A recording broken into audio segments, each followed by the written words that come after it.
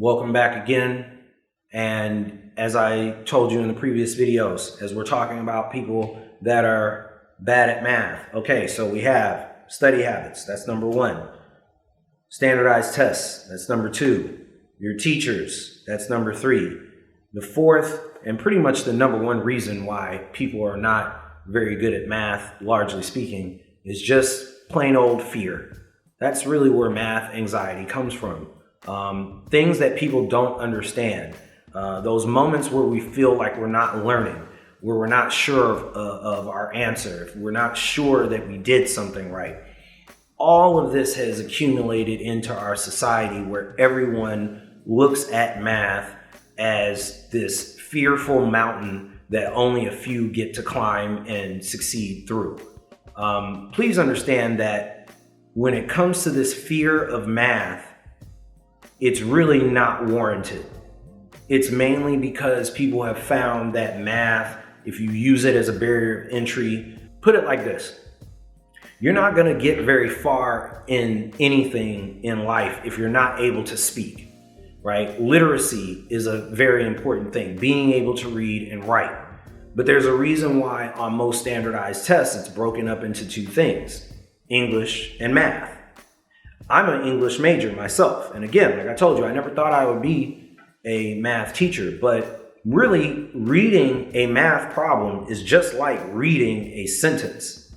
And when you become fluid at reading a math problem, even if you have trouble getting to the solution, once you understand the problem, you're not really afraid of it anymore. And that's a large part of the issue, is that we've made math problems even more complicated, or at least our communication of it is far more complicated than it needs to be. And so we become afraid of it. We also say these grandiose things like math is a universal language. Math is the most important thing that there is. Math is everything. Math is the pathway to truth and all these other things. And there's some truth to those things. Of course, we could talk about that philosophically and esoterically.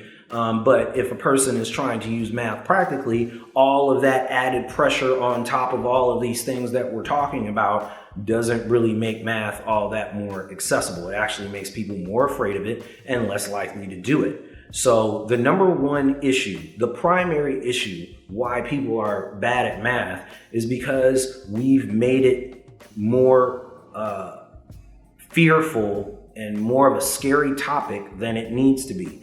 Math was not invented, and yes, I said invented. Math was not invented for things to be more difficult. It was invented for us to solve problems and to break down these more difficult things. Hard problems will always be hard problems, though. That's the thing, is that if you are afraid of it, then you're going to be more afraid of even tackling whatever problem is in front of you, and you're going to just try to do whatever you can. But math is the instrument. Math is an instrument for us to problem solve with. So I really want to let you guys know that if you contact me, consult with me, look on yomath.study and look at the courses that I'm offering. I really, again, emphasize, especially to adults, if you've ever struggled with math, if you've ever said to yourself, I want to get better at this, and you've probably looked at lots of websites, you've looked at YouTube videos, you've tried this, you've tried that, you said, I changed my study habits already. I know that the world is having all these things, but that still isn't necessarily addressing my problem. Please contact me. I've done this for a long time, and I know how to break through, and I know what it takes to make sure that you understand it. And as long as you understand it, once you understand it, the main thing that you're responsible for at that point is maintaining the understanding, and make sure that you teach someone else. Okay? So that's it for now.